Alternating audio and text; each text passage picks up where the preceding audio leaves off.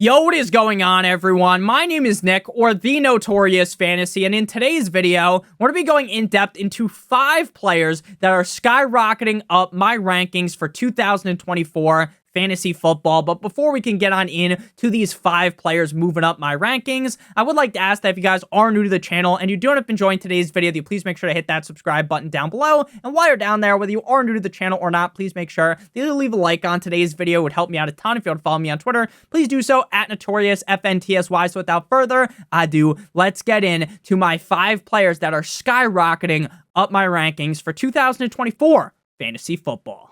We begin with my first player skyrocketing up my rankings, and that is going to be Michael Pittman Jr., wide receiver of the Indianapolis Colts, current underdog ADP wide receiver 21 at pick 30.2. Now, we have seen his ADP definitely raise a lot compared to last season. Michael Pittman Jr. was a wide receiver that I was really all over, no diddy, in the offseason. I was talking him up a ton last year, and he definitely paid off compared to his ADP. He finished as the wide receiver 13 in PPR and the wide receiver 15 in PPR points per game. Playing in 16 games last season with 15 starts, he had 156 targets, 9.8 per game, ranking 9th at wide receiver, 109 receptions, 6.8 per game, ranking 4th, 1,152 receiving yards, 72 per game, ranking 14th.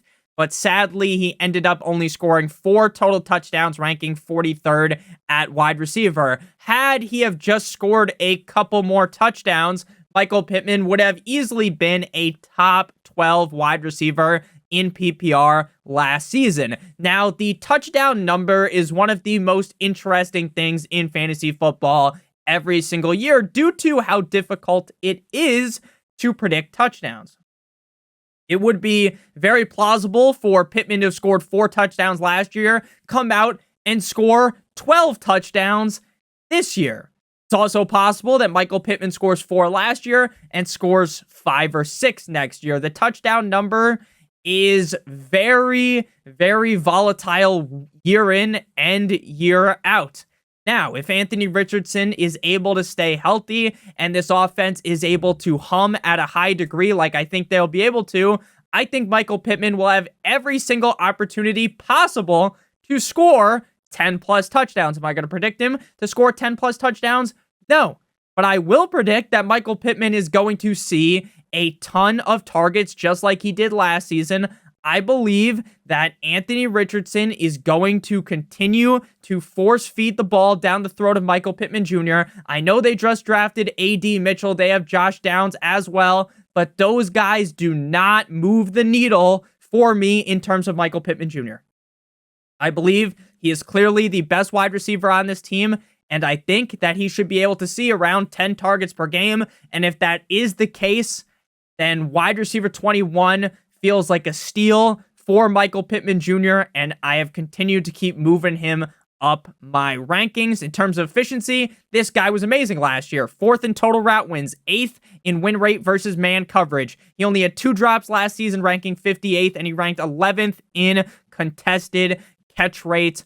Again, I do rub the crystal ball and see that so Raven style into the future. And I really do think that Michael Pittman is going to have a very similar season to last year where he's able to beat out his ADP. And I think that as long as he doesn't score just 4 total touchdowns, he could be a top 12 wide receiver in 2024 at number 2. The second player moving up my rankings is Dalton Kincaid, tight end of the No One Circles the Wagons, like the Buffalo Bills, underdog ADP tight end 4 at pick 51. Now, I've been talking about this in my mock draft videos. If you guys haven't checked those out, I post about 1 mock draft every single week once we get into August.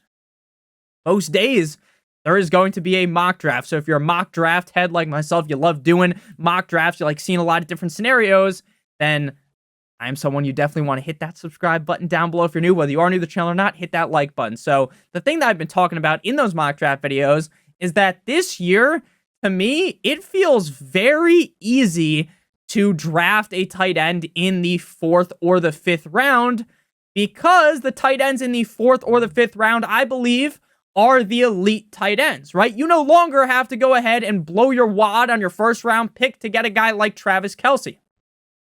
Kelce could be had in the 4th round of some leagues, right? Dalton Kincaid is a guy that you can get in that 4th or 5th round range. And Dalton Kincaid is on a team that is kind of devoid of talent at the wide receiver position. Now, they did just draft Coleman, and while I am excited for him, outside of that, they've got Khalil Shakira. They've got Curtis Samuel, right? They don't have a lot of players that are very exciting at the wide receiver position. And what I think that is going to lead to, for one, I think it's going to lead to Josh Allen running the ball a lot more than probably the Bills would want him to. But great for fantasy football, and I think it's going to lead to Dalton Kincaid seeing a very consistent amount of targets game in and game out. I think the loss of Stefon Diggs is going to really lead to this being an offense where you might be seeing two tight end sets a bunch with Dawson Knox one time, if you're with me, as well as Kincaid. Last year, in his rookie year, tight end 11 in PPR, 13 in PPR points per game, 16 games played with 11 starts, 91 targets, 5.7 per game, number 8 at tight end, 73 receptions, 4.6 per game, number 7 at tight end, 673 receiving yards, 42.1 per game, number 10, just 2 total touchdowns for Kincaid, 27th. But that is a number that I could very easily see going up, especially with how much more usage I believe he's going to garner in this offense. He's going to be a big red zone target for Josh Allen. First in target accuracy for Kincaid last year, and 8th in true catch rate. Again, I really do believe that the exit of Stefon Diggs to Houston is going to play a humongous factor in the amount of upside that Dalton Kincaid has. I am excited to draft him as a top 5 tight end. Again, I am excited to pay that 4th or 5th round draft price for Dalton Kincaid because I really do feel like he's going to be a very consistent tight end week in and week out. The tight end position is one where if you're able to every single week have a guy that's top 5 at tight end, getting 10 plus points consistently, having the upside to rip off 20 plus points in any given game, that is really a huge way to get up on your opponents. So Dalton Kincaid is a guy that I'm very excited about now with Stefon Diggs gone, and with the fact that, again, the wide receiver core, it's not necessarily barren because those guys can play football, right? It's not like they have a fucking CFL wide receiver core out there or something.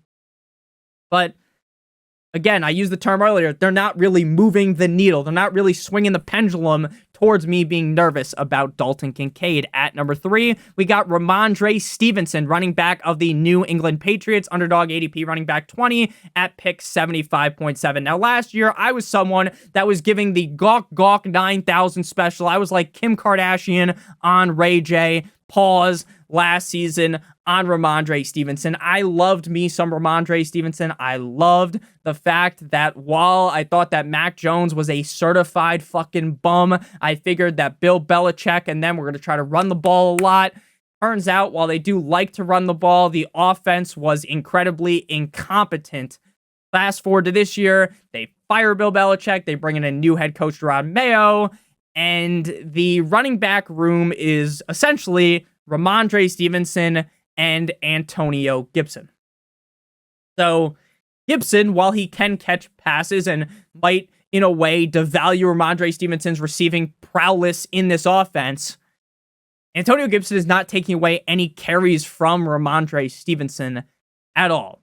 Rhamondre Stevenson last year was kind of a colossal bust, right? He did not live up to my expectations. He did not live up to most of your expectations as well. But now we get a huge discount on him. Running back 35 in PPR last year, 27 in PPR points per game. Like I said, 12 games played. He was 35th in carries, 37th in rushing yards, 21st in targets, 23rd in receptions, 23rd in receiving yards, and 4th in total touchdowns.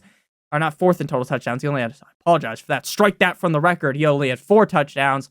36th at running back, and he was 19th in terms of dominator rating. So last year as a whole, the Patriots, as I said, they imploded. It was like those guys that went down to look for the Titanic and their ship imploded on itself, right? That's what happened to the Patriots. They were just terrible. It was horrific to watch. It was a crime against humanity if you had to watch a Patriots game every single week. Now, do I think that Drake May is necessarily the savior, the 100% guaranteed to be the guy in New England? No, I don't think that's a guarantee.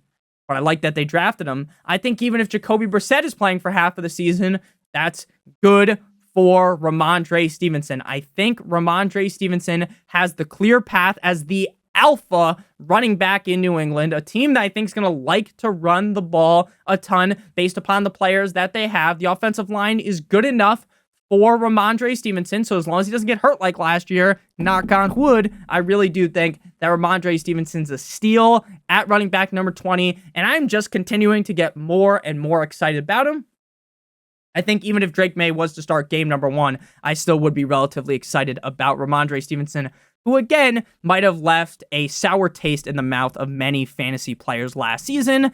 At number 4, we got Courtland Sutton, wide receiver of the Denver Broncos, Broncos country. Let's ride. Underdog ADP, wide receiver 51 at pick 126.6. Wide receiver 35 last year in PPR, 39 in PPR points per game. The Broncos get rid of Jerry Jeudy. He is now on the Cleveland Browns. This team outside of Courtland Sutton has Josh Reynolds, Marvin Mimsy, and they drafted Troy Franklin out of Oregon. Bo Nix is now the lead signal caller on the team. They also have Zach Wilson, but I don't think that the MILF man himself will be the starting quarterback, so I think it will be Bo Nix day 1. Now, just like Drake May, I am not some type of Bo Nix thought leader. I don't love Bo Nix, but Russell Wilson was so bad. He was so bad last season that it can't be worse than that. And again, with Josh Reynolds, Marvin Mims, Troy Franklin, Courtland Sutton's the clear number 1 guy there. 16 games played last year with 14 starts, 90 targets, 5.6 per game, ranking 43rd. He ranked 41st in receptions with 59, 772 receiving yards, 48.3 per game, 37th, 10 total touchdowns, 5th. That's a lot of touchdowns, considering the fact that the Denver Broncos offense was very limp dick last year. Now, again, you make jokes about how limp the offense was. Even so, Sutton was so good that he had a 120.2 quarterback rating per target, 9th, even when Russell Wilson was out there looking terrible, right? Like he shit down his pants, right? 2.11 fantasy points per target, 13th for Sutton. So what that tells me is you need to get Sutton the ball. Now, there is talks about a contract situation with Courtland Sutton. There have also been talks about a trade for Courtland Sutton. Now, I'm sitting here making the assumption that Courtland Sutton is on the Denver Broncos this year. Now, sometimes making an assumption makes an ass out of you and me, but I'm not going to sit here and just pretend like I know for sure that he's going to get traded. It seems like from what I've read, searching through the tea leaves, reading through stuff on Twitter or X, whatever you want to call it, it seems like Courtland Sutton is going to be a Bronco. And the Broncos do not sound very concerned with Sutton missing the early parts of the voluntary offseason workouts. We're getting very close to OTAs, which is coming up soon. I believe May 13th is when the first couple of teams start. And that's very exciting because then we get to see videos of dudes running around in shorts and people are going to get really excited. But it is kind of exciting because we haven't really seen anything right now. So Sean Payton, the team, they don't really seem concerned about that. It seems like Sutton wants a new contract because 2 years left, and he has $2 million total guaranteed for the next 2 years. $2 million might be a lot to me and you. $2 million is not a lot for Mr. Courtland Sutton, and he wants more of a guarantee, which I get. So assuming that a deal gets done, I don't think they're going to have to get on their hands and knees and beg Sutton to come back. They're not going to have to rip out the Brinks truck, Kenny Golladay signing style to pay Courtland Sutton. I don't think they're going to have to do that. I think he's back with the team. And again, assuming that he is back with the team, he is the clear number 1 wide receiver in Denver. Again, Bo Nix does not need to... Bo Nix, one time for with me. Bo Nix does not need to be Mahomes.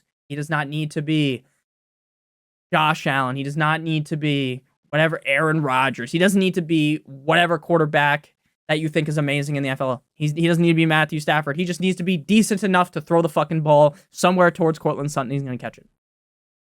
So, while I don't necessarily think that this is a super smash spot for Sutton where he's going to be like a top 12 guy, right? I could see Michael Pittman being a top 12 guy. I could see Dalton Kincaid being a top 3 tight end, right? I could see Rhamondre Stevenson being a top 12 running back. I would not forecast that Courtland Sutton will be a top 12 wide receiver, but I could see him being a reliable flex option with upside weekly And at wide receiver 51, that seems very low to me. So he is rising up the rankings right now. Final guy to discuss here. We got the bus. Gus Bus Edwards, running back of the LA Superchargers, underdog ADP, running back 36. Pick 117.2. Last year, Gus Edwards was the RB 25 in PPR, 34 in PPR points per game, 17 games played for the Gus Bus with 9 starts, 24th in carries, 23rd in rushing yards, 69th in targets. Very nice. I like. Well, obviously in fantasy, we love running backs that get targets, but Gus Edwards is never really going to be that guy for you. It's like Derrick Henry. I'm never going to sit here, even on Baltimore, right? Even in this great situation, I'm not going to magically forecast that or predict that Derrick Henry is going to get a Eckler, a McCaffrey, a Breece Hall, Bijan Robinson level amount of targets, a Saquon Barkley. Of course not. I'm not going to predict that for Gus Edwards either, even though Herbert loved to check down to Eckler in the past. 13 total touchdowns, though, last season, 4th at running back. He faced, on average, the second most defenders in the box. They were loading the box up against the Gus Bus because they knew you're jamming the ball down your throat when you have Gus Edwards in the game. Second in stacked front carry percentage. So, the Chargers, with Harbaugh, who loves to run the ball. The Chargers, who instead of drafting a wide receiver with that early pick, they drafted the big boy, Joe Alt. Now, if you look up a picture of Joe Alt, he looks like just like if you made a baby big. Like if you're like, okay, this baby, I don't know exactly the size, the girth, the tonnage of Joe Alt. I don't know his exact size, but whatever, right? If you turn a baby 6'4", 300 pounds, or however big he is. Again, I don't know off the top of my head. Right? That's what he looks like. Look up a picture of Joe Alt and tell me he doesn't look like, or like a big child. Like if baby Gronk was that big, but didn't age facial-wise. That's what the kid would look like. Or that's what Joe Alt looks like. It's a team that wants to run the ball. Greg Roman is the offensive coordinator. Greg Roman loves Gus Edwards. Former offensive coordinator and assistant head coach in Baltimore. So you know Roman loves to run the ball. Cousin Roman loves to run the ball. Harbaugh loves to run the ball. And there's a backfield with J.K. Dobbins, who, that motherfucker, this is not, I guess I was about to make a joke. We don't root for injuries here, but this dude's ACL fucking falls off the bone every year, right? It's like a nice rib, okay? Knock out wood, we don't root for injuries. I hope J.K. Dobbins can stay healthy, but this is a guy that just continues to get hurt. And there's a team that I'm pretty sure, guaranteed money-wise, it's like $50,000, okay? Now, I would drag my balls through a pit of glass if I could get $50,000, right? Guaranteed. But that's no money for the NFL. So J.K. Dobbins, who knows if he'll make the team? They've got Isaiah Spiller, who is not good. And they drafted Kimani Vidal. So, to me, again, a clear path towards touches. And we know the team's going to want to run the ball. To me, it doesn't take you to be Albert Einstein. It doesn't take you to be some football wizard, some guru to figure out that Gus Edwards is very much worthy of outperforming the running back 36 tag that they got him listed as right now. So thank you guys all so much for watching. If you did end up enjoying today's video, make sure you lightly caress that subscribe button down below, as well as hitting that like button. It would help me out a ton. If you enjoyed today's video, make sure to check out one of the other videos on your show. And if you have any questions, leave a comment, right? It's May. I love answering your questions. I love talking to you guys, so ask them down below. I hope you guys have a great rest of your guys' day. See you tomorrow with another video. And as always, good boy.